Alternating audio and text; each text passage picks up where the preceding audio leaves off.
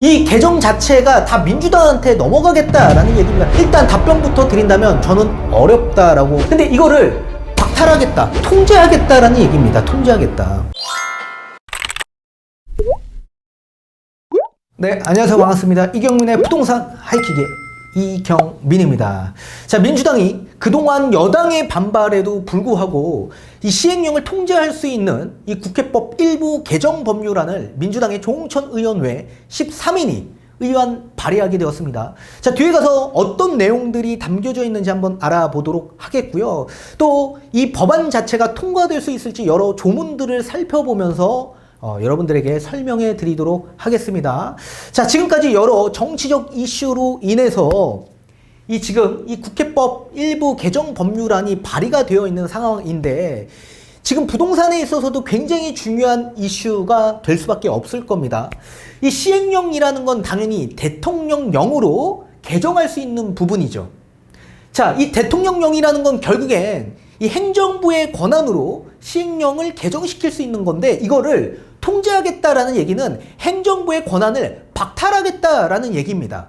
그리고 모든 입법 추진 이 통제권을 국회로 다 가져오겠다라는 얘기이기 때문에 지금 국회에 다석을 차지하고 있는 민주당에 지금 모든 통제권을 다 확보하겠다라는 얘기입니다. 따라서 여러분들이 지금 계속 이 정부가 추진하고 있는 부동산 정책에 관련된 이 법 개정들, 이 개정 자체가 다 민주당한테 넘어가겠다라는 얘기입니다. 굉장히 중요한 이슈죠.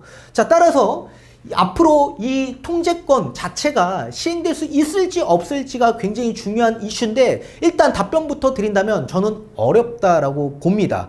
자, 어려운 이유를 뒤에 가서 하나하나 살펴보면서 설명해 드리도록 하겠습니다. 자, 우선 여러분들이 조금 더 알기 쉽게끔 풀어드리도록 하겠습니다. 자, 우리가 입법을 추진하는 데 있어서는 두 가지로 나눠집니다.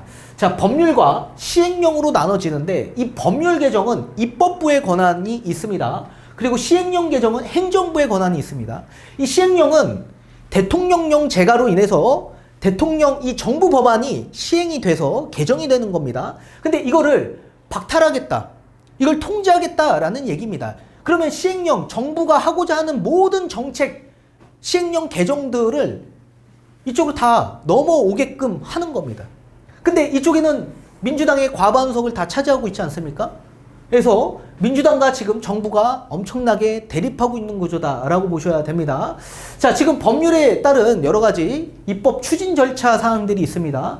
자, 우선 국회의원 10인 이상이 법안을 발의하게 되면 이게 상임위원회로 넘어갑니다. 그리고 나서 심사를 거쳐 이 법사위로 회부가 돼서 체계지구 심사를 거쳐서 이게 본회의 심의 의결을 받게 됩니다. 국회의원 이 과반이 넘는 이 국회 통과가 필요한 부분이 있죠. 그리고 나서 정부로 통과가 되면 이송이 되고 공포 시행이 되는 부분이 있습니다. 자, 이에 반면에 시행령 개정은 정부가 법안 발의를 하는 거다, 그렇게 보셔야 됩니다. 자, 이게 관계부처 회의를 넘어가서 협의를 본 이후에 당정 협의를 또 봅니다. 또 이게 법사위로 넘어가서 심사를 거쳐 차관 회의와 국무회의를 거쳐서 공포 시행이 되는 거다. 자, 여기서 중요한 건 뭐냐면 이 법률 개정에 있어 입법부의 본회의 심의 의결을 이 시행령에서는 받지 않는다. 따라서 지금 정부가 추진하고자 하는 모든 시행령들을 이 본회의 심의 의결을 받지 않은 상황이기 때문에 이거를 통제하겠다라는 얘기입니다. 통제하겠다. 자, 이렇게 통제해야 되는 이유는 뭡니까? 이 행정부의 입법을 통제하는 이유, 견제하기 위해서입니다. 견제하기 위해서.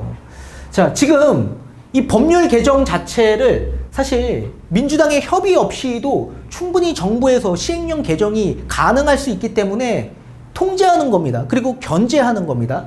근데 반면에 정부 입장에선 지금 여소야대 전국인데 여기에 지금 권력 분립에 따른 원칙에 모든 통제권을 여기로 하나로 다 넘어가면 권력이 분립되는 거 아닙니까? 따라서 권력 분립 원칙에 따라 이건 안 된다라고 얘기하고 있는 상황이고, 또 헌법에도 정확하게 명시되어 있습니다. 이 법률에 따른 것들은 국회 소관이고 이 시행령은 대통령령으로 진행할 수 있는 부분이다. 그러니까 헌법에 위배되는 얘기를 지금 법안 발의를 통해서 하고 있다라고 보시면 좋을 것 같습니다. 자, 다시 한번 여러분들이 알기 쉽게끔 풀어드렸고 또 뒤에 가서 상세히 다시 한번 설명해 드리도록 하겠습니다. 자, 지금의 개정안은 대표 발의자인 조홍천 의원을 필두로 14명의 민주당 의원들이 공동 발의자로 서명을 했습니다. 자, 이들은 제안한 이유로서 행정부가 법 취지를 왜곡하거나 위임 범위를 일탈하거나 국민의 자유와 권리를 제한하는 등 법률에서 정해야 할 사항까지 행정 입법을 통해 규율한다라는 지적이 종종 있기 때문에 자, 이렇게 법안 발의를 한 거다. 그리고 국회는 입법권을 가진 헌법기관으로서 행정입법의 내용을 통제할 의무가 있다라면서 국회의 행정입법에 대한 통제권을 강화하고자 한다라고 밝혔다라고 합니다. 이거는 엄연히 헌법에 위배되는 위헌 소지가 다분히 있는 얘기입니다. 이거는 뒤에 가서 제가 다시 한번 헌법을 보여드리면서 설명을 좀 도와드리도록 하겠습니다. 말도 안 되는 얘기죠. 자, 다시 돌아와서 자, 그렇다면 법제처에서는 뭐라고 답변을 했는지를 좀 보도록 하겠습니다. 자, 법제처는 이 조 의원이 대표 발의한 개정안에 대해 의견을 묻는 이 질의에 따라 현 단계에서 법제처가 국회에 공식적인 의견을 제출하는 것은 적절하지 않다.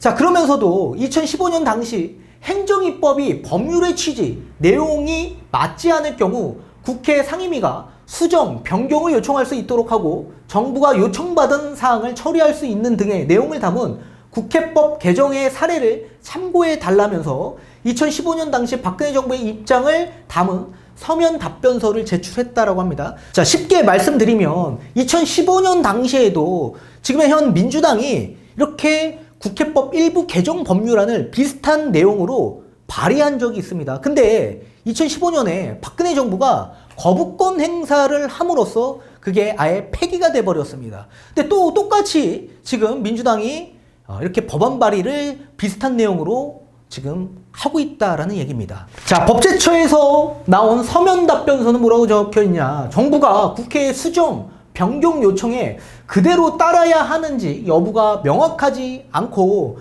해석상 논란을 초래하고 집행 과정에서 혼란과 갈등을 야기할 수 있다라는 내용이 담겨져 있다고 합니다. 자, 또한 정부가 국회 요청대로 행정입법을 수정, 변경해야 한다면 헌법상 부여된 정부의 행정입법권, 이건 헌법 제75조에 명시되어 있습니다. 이건 뒤에 가서 다시 설명드릴 거고, 또 법원의 행정입법에 대한 심사권을 침해하여 헌법에 위반할 소지가 크다. 이거는 헌법 제107조에 명시되어 있는 내용입니다. 따라서 이거는 헌법에 위반되는 내용들입니다. 그리고 정부 정책의 효율성과 일관성이 저해돼 정부 업무 수행에 중대한 차질을 초래할 우려가 있기 때문에 이런 답변서를 제출한다라고 지금 명시하고 있습니다. 자, 문재인 정부 시절에도 국회 입법을 거치지 않고 대통령령으로 공포된 시행령은 직전 박근혜 때보다는 약 26%나 늘어난 것으로 확인이 됐다고 합니다. 자, 대통령령으로 이렇게 시행령 개정한 게 박근혜 대통령 때보다 훨씬 더 많이 늘어났었다라는 얘기입니다. 여러분들 경험하시지 않았습니까? 지금의 여러 이 부동산 정책에 대한 규제, 법률, 모든 것들이 전부 다 많이 개정이 됐었죠. 자, 법제처가 이 국민의힘 조수진 의원실에 제출한 자료를 보면 문재인 정부 시절 공포된 대통령령은 약 4,600건 정도가 됐었다. 이에 반해 박근혜 정부 시절에는 3,600건으로 약 25.5%가 증가한 수치다. 이 대통령령으로 시행령 개정을 한 걸 엄청나게 남발했다라는 얘기입니다. 그래서 여러분들 지금 세금 어떻게 돌아가는지 알고 계십니까? 아무도 모르죠. 우리 세무서분들도 모르시는 분들이 태반입니다. 이렇게 문재인 정부에서 엄청나게 많이 바꿨던 걸 이거를 다 없애겠다라는 얘기입니다. 이거 내로남불 아닙니까? 본인들은 엄청나게 해놓고선 이제 대통령이 바뀌니까 지금에서야 법을 바꾸겠다라고 얘기하고 있는 겁니다. 자, 조홍천 의원 외 13인이 발의한 이 국회법 일부 개정 법률안에 어떤 내용들이 담겨져 있는지 한번 보도록 하겠습니다. 자, 헌법 제40조는 입법권은 국회에 속한다고 규정함으로써 법률 제정 권한은 국회에 있음을 분명히 하고 있습니다. 맞습니다. 40조에 그렇게 적혀 있습니다. 자, 동시에 대통령은 법률에서 구체적으로 범위를 정해서 위임받은 사항과 법률을 집행하기 위해 필요한 사항에 관해 대통령령으로 발할 수 있다라고 헌법 제75조에 명시되어 있습니다. 이건 뒤에 가서 다시 보여드리도록 하겠고, 자, 국무총리 또는 행정각부의 장은 소관사무에 관해 법률이나 대통령령의 위임 또는 직권으로 총리령 또는 부령으로 발할 수 있다. 이것도 마찬가지 제95조에 명시되어 있습니다. 자, 이렇게 행정입법의 근거도 함께 두고 있다. 그래서 지금 권한 자체가 다 나눠져 있다라고 보셔야 됩니다. 이건 헌법에 엄연히 명시되어 있는 겁니다. 자, 그럼에도 불구하고 행정부가 법 취지를 왜곡하거나 위임 범위를 일탈하거나 국민의 자유, 권리를 제한하는 등 법률에서 규정해야 할 사항까지 행정입법을 통해 규율한다라는 지적이 종종 있습니다. 이거는 문재인 정부에서 다 진행했던 얘기들 아닙니까? 아니, 국민의 자유와 권리를 제한하는 법률을 전부 다 제정하고 개정하지 않았습니까? 그죠? 막무가내로 밀어서. 자, 국회는 입법권을 가진 헌법기관으로서 행정입법의 내용을 통제할 의무가 있다. 자, 그러나 현행법에 따르면 대통령령과 총리령은 본회의 의결로, 부령은 상임위원회 통보로 단순히 처리 의견을 권고하는 수준에 불과하다. 자, 앞서서 본 것처럼 대통령령으로 시행령 개정이 되는 것들은요, 이제 이 국무회의를 통해서 그냥 국회에 통보하면 되는 겁니다. 그러니까 국회 의결 심의를 받는 게 아니죠. 그냥 통보만 하면 됩니다. 따라서 정부가 이를 수용하지 않거나 회피하는 경우 마땅히 구속할 수단이 없기 때문에 이 구속할 수단을 만들겠다라는 얘기입니다. 이에 상임위원회는 소관 중앙행정기관의 장이 제출한 대통령령, 총리령, 부령에 이 법률의 취지 또는 내용이 합치되지 않다고 판단할 경우, 그러니까 상임위원회가 봤을 때 이건 이 법안 자체가 합당하지 않다라고 볼 경우에는 소관 중앙행정기관의 장에게 수정하거나 변경을 요청할 수 있다라고 명시하고 있습니다. 이 경우 중앙행정기관의 장은 요청받은 사항을 처리하고 그 결과를 소관 상임위원회에 다시 보고하도록 함으로써 국회의 행정입법에 대한 통제권을 강화하고자 이 법안이 발의됐다라고 얘기하고 있습니다. 자, 그럼 과연 이 법안 자체에 문제가 없는지 헌법을 다시 한번 보도록 하겠습니다. 자, 대한민국 헌법 제75조에 정확하게 명시되어 있습니다. 자, 대통령은 법률에서 구체적으로 범위를 정해 위임받은 사항과 법률을 집행하기 위해 필요한 사항에 관해 대통령령을 발할 수 있다라고 명시되어 있습니다. 그러니까 대통령은 대통령령으로서 이렇게 법을 개정시킬 수 있다라는 얘기입니다. 권한 자체가 정확하게 나눠져 있다라고 보시면 좋을 것 같습니다. 또 107조 1항에 뭐라고 적혀있냐, 이 법률이 헌법에 위반되는 여부가 재판의 전제가 되는 경우에는 법원은 헌법재판소에 제청해서 그 심판에 의해 재판한다라고 명시되어 있습니다. 자, 따라서 이 법률은 헌법에 위반되는 경우에는 헌법재판소에서 재판한다라는 얘기입니다. 이 법률에 따른 내용은 입법부의 권한이라고 했죠. 그게 헌법에 위반되면 어디에서? 헌법재판소에서 재판한다. 자, 그렇다면 가장 중요한 건 2항입니다. 2항. 자, 명령 규칙이라고 적혀 있죠. 이거는 법규 명령을 뜻하는 겁니다. 그러니까 대통령령, 총리령, 부령 이런 명령 규칙에 헌법이나 법률에 위반되는 여부가 있을 경우에는 대법원이 최종적으로 심사할 권한을 가진다라고 얘기하고 있습니다. 자, 국회의 권한이 아니다. 명령과 규칙에 따른 여러 가지 헌법에 위반되는 여부는 누구한테 있다? 대법원한테 심사할 권한이 있다라는 얘기입니다. 권한이 국회에 있는 게 아닙니다. 입법부에 있는 게 아니라고요. 자, 따라서 엄연히 헌법에 정확하게 명시되어 있기 때문에 지금 조홍천 의원이 법안 발의한 내용 자체가 헌법에 위배되고 있다라는 얘기입니다. 따라서 위헌 소지가 엄청나게 다분히 있는 법안이다. 저는 그렇게 생각을 합니다. 따라서 당연히 이 법안 발의가 된 거는 폐기될 가능성이 저는 더 높다라고 생각을 합니다. 우리 며칠 전에 이 정부에서 지금 이 경제정책 방향에 따른 보도자료를 내보내지 않았습니까? 거기에 따른 세제 정상화를 하겠다라고 하면서 정부의 부동산 정책을 실어냈습니다. 자, 어떤 내용들이 있었냐면 이 재산세 같은 경우에는 1세대 1주택자한테 공정시장가액 비율 지금 60%를 45%로 하향 조정해주겠다라고 얘기하고 있고, 종부세도 공정시장가액 비율 100%였던 게 60%로 하향 조정시키겠다라고 얘기하고 있습니다. 자, 이런 것들은 전부 다 시행령 개정이다, 시행령. 자, 따라서 이 재산세에 따른 이 지방세법 시행령 109조를 개정해야 되는 부분이고, 또 이 종부세에 대한 공정시장가액 비율도 종부세법 시행령 제2조의 4를 개정해야 되는 부분입니다. 그러니까 대통령령으로 이거는 충분히 개정시킬 수 있어. 근데 이걸 개정을 못하도록 하는 겁니다. 이 개정을 누구한테? 국회한테 입법 통제권을 가져오겠다라는 얘기입니다. 그러니까 정부가 쉽게 바꾸지 못하도록 만들겠다라는 얘기죠. 또 여기에 일시적 2주택자, 상속주택 2주택자, 또 지방에 있는 농어촌 저가주택자, 이런 주택자도 똑같이 종부세, 주택세에서 제외시키겠다라고 얘기하지 않았습니까? 자, 이것도 마찬가지 종합부동산세법 시행령 4조의 2, 사망 3호를 다시 신설해야 되는 내용입니다.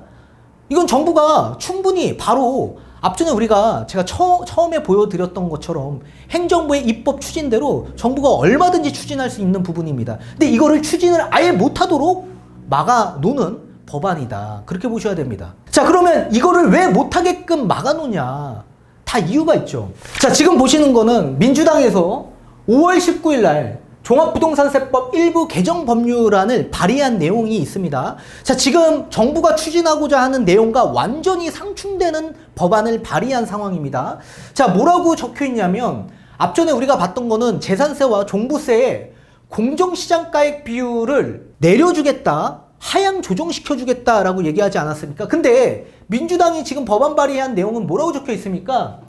자, 공시가격을 합산한 금액에 대통령령으로 정하는 공정시장가액 비율을 곱해서 과세 표준을 정하는데, 이 공정시장가액 비율 현재 2022년 100%로 정해진 점을 감안해서 해당 제도를 폐지하려고 이 법안을 발의한 거다, 그렇게 적혀 있습니다. 자, 따라서 정부가 추진하고자 하는 여러 가지 정책을 추진을 아예 못하도록 지금 법안을 발의한 내용들이 또 담겨져 있는 내용들이고, 결국엔 계속 지금 여당과 야당의 부동산 정책적인 부분들이 대립되고 있는 상황이기 때문에 이 모든 통제권을 전부 다 국회로 가져오겠다라는 얘기입니다. 그럼 여러분들이 그동안 문재인 정부 때 굉장히 이 징벌적 과세로 인해서 힘들어했던 모든 것들을 지금 세제 정상화를 해주겠다라면서 정부의 여러 가지 부동산 정책들이 나올 수 있는데, 그 정책이 여러분들에게는 적용이 안 될 수도 있는 이 법안들을 전부 다 민주당에서 지금 발의한 상황이다. 이게 지금은 당론이 아니라고 하더라도 나중에 당론이 충분히 될 수도 있는 부분이 있습니다. 자, 따라서 다시 종합적으로 본다면 지금의 이 대통령이 추진할 수 있는 모든 부동산 정책을 이 민주당, 지금 국회의 다석을 차지하고 있는 민주당이 모든 통제권을 다 가져오겠다라는 법안이기 때문에 이 법안 자체는 헌법에 위헌될 소지가 매우 높은 법안이기 때문에 제가 볼 때는 안 될 가능성이 매우 높다, 그렇게 보시면 좋을 것 같고, 자, 민주당은 앞으로도 규제 정책을 계속 강화시키는 정책을 계속 고수할 수밖에 없을 겁니다. 자, 아무튼 어떻게 이 법이 앞으로 더 진행이 될 수 있을지 우리 시간을 두면서 좀 지켜봐야 될 부분이라고 생각을 합니다. 자, 아무튼 이런 부분이 있다라고 하더라도 여러분들 신경 쓰지 마시고, 제가 볼 땐 안 될 가능성이 매우 높다, 그렇게 판단을 하시면 좋을 것 같습니다.